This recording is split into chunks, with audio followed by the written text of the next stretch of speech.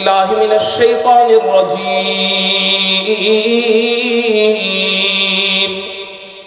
بسم الله الرحمن الرحيم قل إن كنتم تحبون الله فاتبعوني يحببكم الله ويغفر لكم ذنوبكم والله غفور رحيم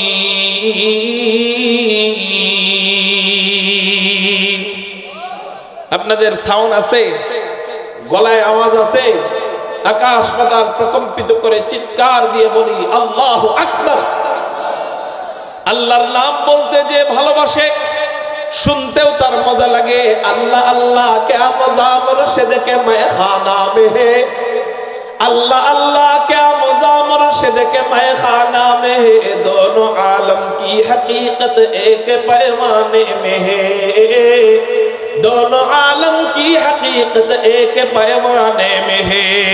এজন্য আর যেন বলা লাগে না আল্লাহু আকবার বলেন, এটা যেন আর বলা লাগে না, শুধু ইশারা দিব, আল্লাহর নামের স্লোগান চলবে। আওয়াজটা রাখতে পারবো তো ইনশাআল্লাহ? আল্লাহ বলেন কুল ইন কুনতুম তুহিব্বুনাল্লাহ, হে রাসূল আপনি আপনার উম্মতদেরকে বলে দিন, তোমরা যদি আমি আল্লাহকে ভালোবাসো, তোমরা যদি আল্লাহকে মহব্বত করো, হে নবী আপনি বলে দিন তোমরা যদি আল্লাহকে মহব্বত করো, তাহলে মহব্বত করার লাইসেন্স কি, মহব্বত করার সাইনবোর্ড কি? মহব্বত করার সাইনবোর্ড বড় আশিকে রাসূল লাগাবো আর বিদআত কাজ করব, এটা মহব্বতের সাইনবোর্ড নয়। মহব্বতের সাইনবোর্ড বছরে বছরে মাজারে যায় গরু দান করব আর সিজদা করব, এটা মহব্বতের সাইনবোর্ড নয়। মহব্বতের সাইনবোর্ড পুরুষ নারী একসাথে বসায়া মুরিদ করব, এটা মহব্বতের সাইনবোর্ড নয়। মহব্বতের সাইনবোর্ড হলো আল্লাহ বলেন হে রাসূল আপনি বলে দিন ফাত্তাবিউনি, ও আমার উম্মতেরা তোমরা আমি নবীজির সুন্নতের অনুসরণ করো। আমার সুন্নতের অনুসরণ যখন করবা অটোমেটিক আল্লাহকে ভালোবাসা হয়ে যাবে। আমরা যখন নবীজির সুন্নতের অনুসরণ করব অটো আল্লাহকে ভালোবাসা হবে।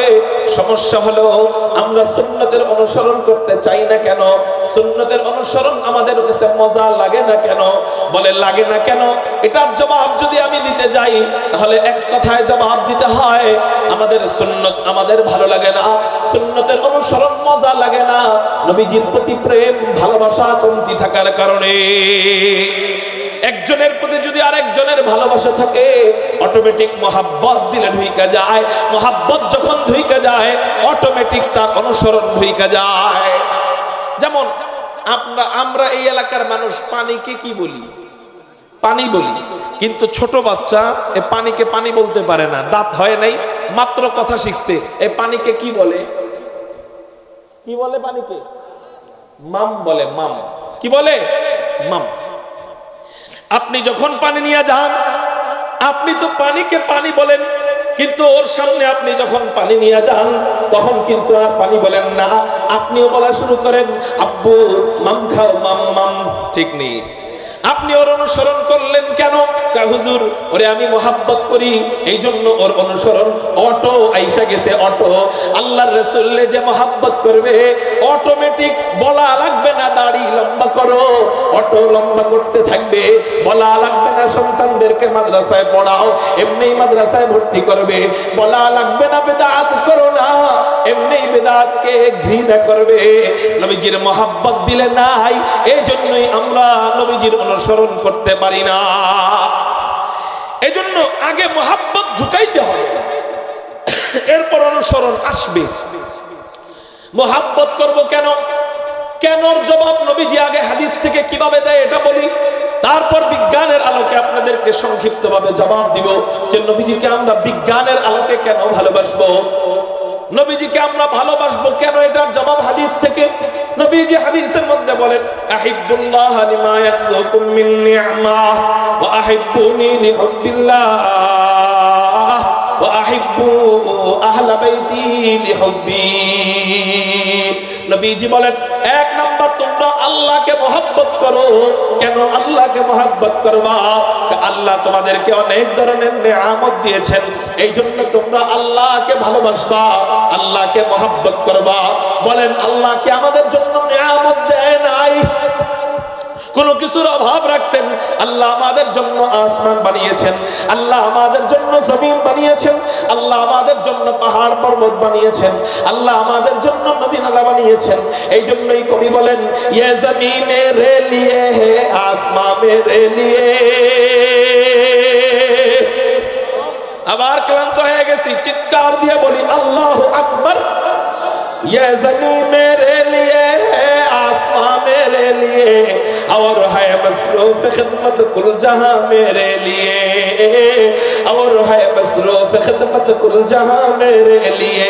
बरगबर मेरे लिए हाय, हर समर मेरे लिए,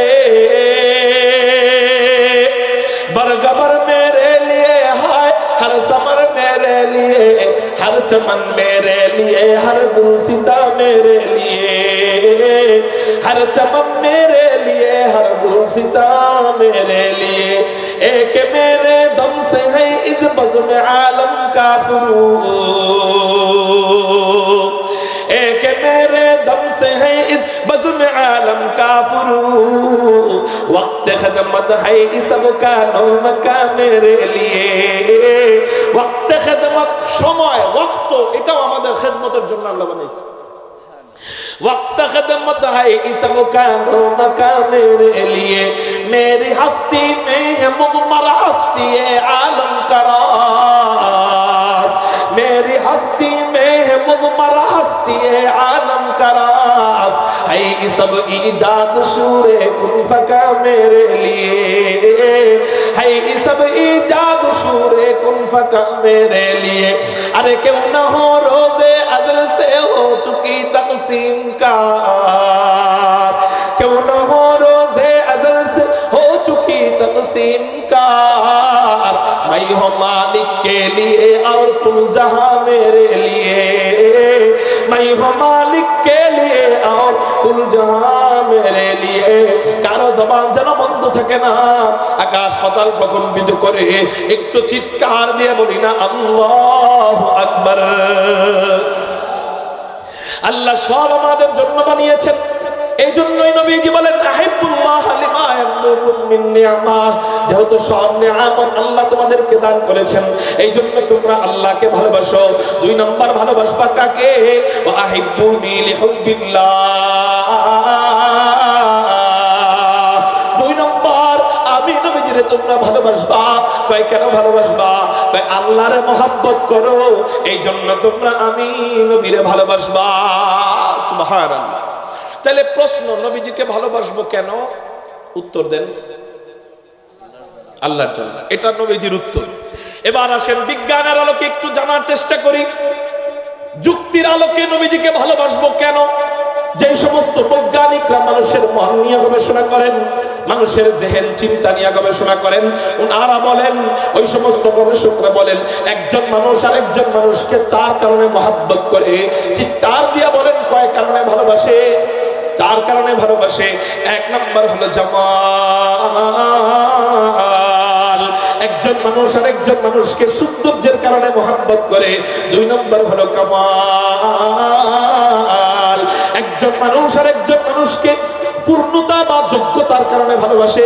তিন নম্বর কারণ হলো ইহসান, একজন মানুষ আরেকজন মানুষকে ইহসান বা দয়া থাকার কারণে ভালোবাসে। চার নম্বর কারণ হলো করাবাত, একজন মানুষ আরেকজন মানুষকে আত্মার বন্ধন আত্মীয়তার কারণে মহব্বত করে। এই চার গুণের যে কোনো একটা গুণ যদি একজন ব্যক্তির ভিতরে পাওয়া যায়, মানুষ তার জন্য জীবন পর্যন্ত দিয়ে দেয়। পুরুষ নারীর প্রেমে পড়ে সৌন্দর্য দেখা, এমন প্রেমে পড়ে বহু পুরুষ সৌন্দর্যের মায়ায় পড়া কাঙ্ক্ষিত নারীকে না পেলে আত্মহত্যা করে। আছে না নাই? এক গুণ থাকলে যদি আত্মহত্যা করতে পারো, আল্লাহ যদি কোনো ব্যক্তির ভিতরে 4টা গুণ দিয়ে দেয়, তার জন্য কতবার জীবন দেওয়ার দরকার ছিল। হযরত এমন কি কেউ আবার আছে কিনা যে 4 গুণ আল্লাহ দিছে? আমি বলবো হ্যাঁ আছে। তিনি কে? তিনি হাদিয়ে কুল, তিনি ফখরে রাসূল, তিনি ইমামুল আম্বিয়া, তিনি সাইয়্যিদুল আম্বিয়া, তিনি সাইয়্যিদুল খালায়েক, তিনি আহমদ মুজতাবা, তিনি মুহাম্মদুর রাসূলুল্লাহ সাল্লাল্লাহু আলাইহি ওয়াসাল্লামকে আল্লাহ 4 গুণ দিয়েছিলেন। শুধু 4 গুণ 1 2 3 নম্বরে নয়, 1 নম্বর কাতারে এই 4 গুণ আল্লাহ নবীজিকে দিয়েছিলেন। যেমন 1 নম্বর জামাল, সৌন্দর্য। আমার নবী কেমন সুন্দর ছিলেন, কতটা সুন্দর ছিলেন, কয়েকটা হাদিস বলে আমার বয়ানের ইতি টানবো ইনশাআল্লাহ, কারণ পুরো বয়ান শেষ করা সম্ভব নয়। হিদায়াত কপালে থাকলে, বুঝ কপালে থাকলে অল্প বয়ান যথেষ্ট হয়ে যায়। আমার নবী কেমন সুন্দর ছিলেন, হযরত জাবির ইবনে সামুরা বর্ণনা করেন, তিরমিজি শরীফের হাদিস। আন জাবির ইবনে সামুরা রাদিয়াল্লাহু তাআলা আনহু قال রাআইতু রাসূলুল্লাহি সাল্লাল্লাহু আলাইহি ওয়াসাল্লাম ফি লাইলাতিন ইদহিয়ান وعليه حلة حمراء। হযরত জাবির ইবনে সামুরা বলেন, আমি এক চন্দ্রোজ্জ্বল রাতে, চাঁদের রজনীতে আমি হুজুর আকরাম সাল্লাল্লাহু আলাইহি ওয়াসাল্লামকে লাল ধরা কাটা কাপড় পরিহিত অবস্থায় দেখতে পেলাম। আমার কাছে মনে হলো, আমার মনে এই কথা জাগ্রত হলো, সব সময় চাঁদকে আলাদা দেখি, নবীজিকে আলাদা দেখি, আকাশের পূর্ণিমার চাঁদকে আলাদা পাই, নবীজিকে আলাদা পাই। আজকে 2 চাঁদ একসাথে পেয়ে গেছি। আসমানের দিকে তাকাইলে নবীজিকে দেখা যায়, জমিনের দিকে তাকাই, আসমানের দিকে তাকাইলে পূর্ণিমার চাঁদ দেখা যায়, জমিনের দিকে তাকাইলে জমিনের পূর্ণিমার চাঁদ দেখা যায়। আমি এখন একটু মিলাবো, এই 2 জনের মধ্যে সুন্দর বেশি কে? আসমানের চাঁদ বেশি সুন্দর না নবীজি বেশি সুন্দর? এই নিয়ত করে হযরত জাবির বলেন, ফাজআলতু আনজুরু ইলাইহি ওয়া ইলাল কমার। এই নিয়ত করে হযরত জাবির একবার নবীজির দিকে তাকায়, আরেকবার আসমানের চাঁদের দিকে তাকায়, আরেকবার নবীজির দিকে তাকায়, আরেকবার চাঁদের দিকে তাকায়। কয়েকবার যাচাই বাছাই করার পর হযরত জাবির বলেন, আমি সিদ্ধান্ত নিতে বাধ্য হলাম, লাহু ইনদি আহসানু মিনাল কমার। আসমানের পূর্ণিমার চাঁদের চেয়েও হুজুর আকরাম সাল্লাল্লাহু আলাইহি ওয়াসাল্লামের চেহারা মোবারক কোটি কোটি কোটি কোটি গুণ বেশি সুন্দর। একটু চিৎকার দিয়া বলেন না সুবহানাল্লাহ। এইজন্যই তো নবীজির বিবি আম্মা জানা আয়েশা রাদিয়াল্লাহু তাআলা আনহা নবীজির চেহারা নিয়া, নবীজির সৌন্দর্য নিয়া কবিতা বানায়। কয় কি কবিতা? লানা শামসুন ওয়ালিল আফাকি শামসুন, লানা শামসুন ওয়ালিল আফাকি শামসুন ওয়া শামসি খায়রুম মিন শামসিস সামাই ফাইন্নাশ শামসা তাতলু বা'দা ফাজরিন। বুঝলাম না, দুপুর টাইম আপনারা খালি ঘুমায় যান কে? চিৎকার দিয়া বলেন আল্লাহু আকবার। বালিয়া মাদ্রাসায় আজকে ফজরের আগে বয়ান করছি, তাও তো ঘুমায় নাই। আপনারা দুপুর টাইম ঘুমায় গেছেন। আবার বলেন আল্লাহু আকবার। মুহতারাম হাজিরিন, হযরত আম্মা জানা আয়েশা বলেন, ফাইন্নাশ শামসা তাতলু বা'দা ফাজরিন, ফাইন্নাশ শামসা তাতলু বা'দা ফাজরিন ওয়া শামসি তালিউন বা'দাল ইশাই, ওয়া শামসি তালিউন বা'দাল ইশাই। ও দুনিয়ার মানুষ সকল তোমরা শোনো, হযরত আয়েশা বলেন তোমরা শোনো, আল্লাহ আসমানের জন্য একটা সূর্য বানিয়েছেন, আমার জন্য একটা সূর্য বানিয়েছেন। আল্লাহু আকবার। আসমানের সূর্য বেশি উত্তম না আমার সূর্য বেশি উত্তম? আম্মা জান আয়েশা বলেন, শামসি খায়র মিন শামসিস সামাই। আসমানের চেয়ে আমার সূর্য কোটি গুণ বেশি দামি। চিৎকার দিয়া বলেন না সুবহানাল্লাহ। এরপর বলেন, আসমানের সূর্য কখনো দিতে হয়, আর আমাকে আল্লাহ যেই সূর্য দিয়েছিলেন সেই সূর্য কখনো দিতে হয়। আম্মা জান আয়েশা বলেন, ফাইন্নাশ শামসা তাতলু বা'দা ফাজরিন ওয়া শামসি তালিউন বা'দাল ইশাই।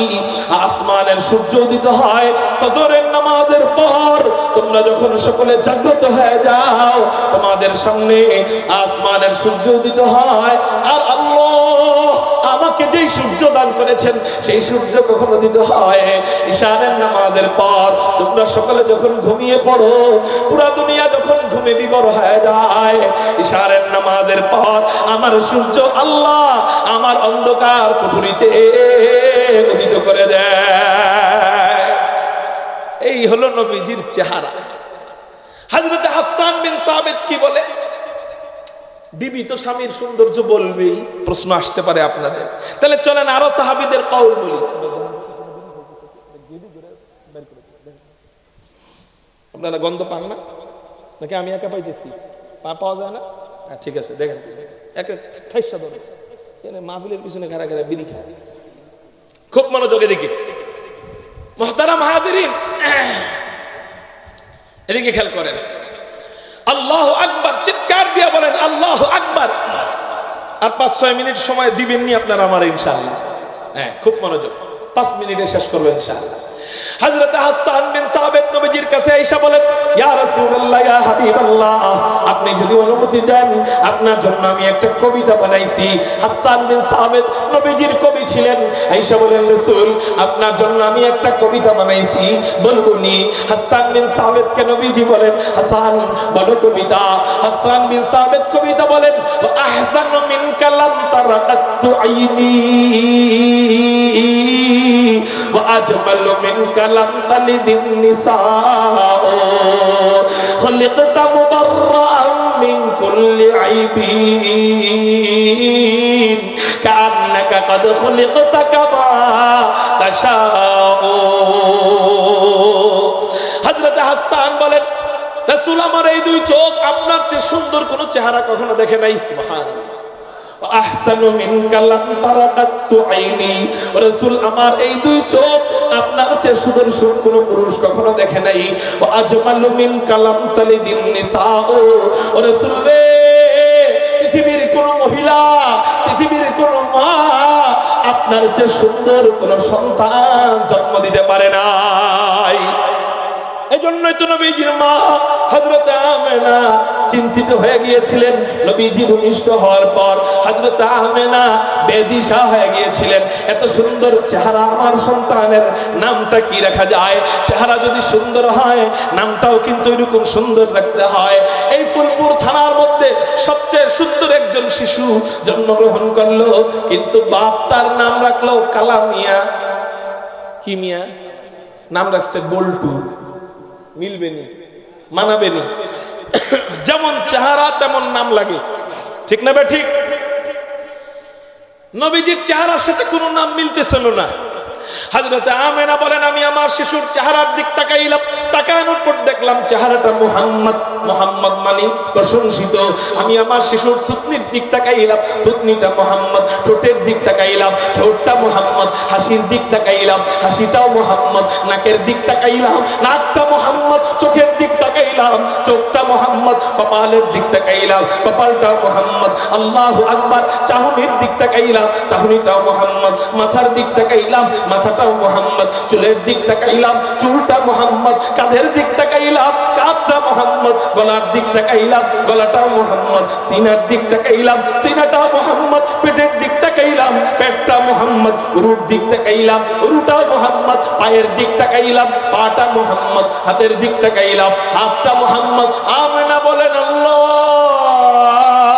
এমন কি শিশু তুমি আমাকে দিলা যেই শিশুর সব কিছু মুহাম্মদ। আল্লাহ পাক রব্বুল আলামিন আমেনাকে মনে করায় দিলেন।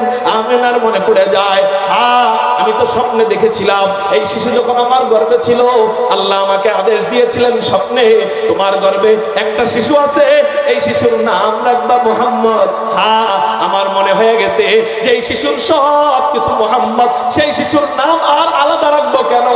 ওই শিশুর নামটাও রাইখা দিলাম মুহাম্মদ। যেমন তার চেহারা তেমন তার নাম। নবীজির চেহারার দোষও যেমন কেউ ধরতে পারতো না, নবীজিকে আল্লাহ এমন সুন্দর একটা নাম দিয়েছেন।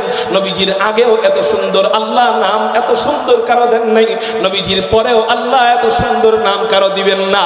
আমার নবীজির পুরো দুনিয়ার মধ্যে এত সুন্দর নাম তো দূরে থাক, নবীজির বংশের ভিতরেও নবীজির চেয়ে সুন্দর কোনো নাম নেই।